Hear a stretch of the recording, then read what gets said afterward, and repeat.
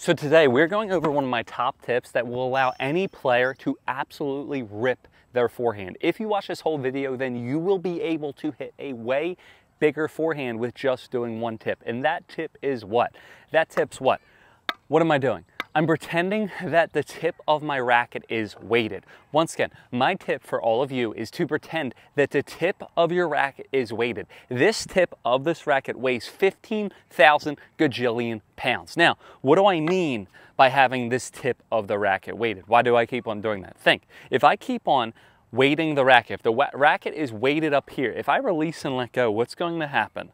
The racket's going to drop. The racket's head's going to drop. A lot of players, they can't hit a big forehand, and the reason why is because they grip the racket too tight. They don't allow the racket to drop, and in order to get it in, I have to muscle the ball and slow it down. I can never rip a forehand, because if I don't drop this racket and I try to rip a forehand, where's the ball going to go? It's going to go out. I'm going to be in the home run derby. If I get this racket tip weighted, what's that going to do? The racket tip's going to weight. I'm going to release that racket. That's going to ensure that I drop it. Now I'm going to be able to get under the ball. I'm going to be able to generate topspin. Now, this is where we get even deeper, okay? Not only do you get under the ball, so now you can actually hit topspin and get the ball in, but now we're going to be able to drive the ball even more. Watch this, okay? Now, after we drop the ball and the tip of the racket is weighted, okay? And I think I'm going through this too fast, but who cares? I'm very passionate about this tip because seriously, try it. It helps, okay?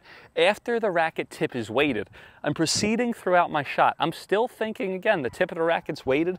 Watch what's going to happen. After I make contact with the ball, the racket tip's weighted, so the tip of the racket's going to follow first. That means that the racket is going before my arm and hand. And that's accelerating. I'm going now through the ball to the point that I point the tip of my racket towards my opponent, and then I follow through. It's very different. A lot of players, what they do, even if they drop the racket here, right? Then they swing and they come up.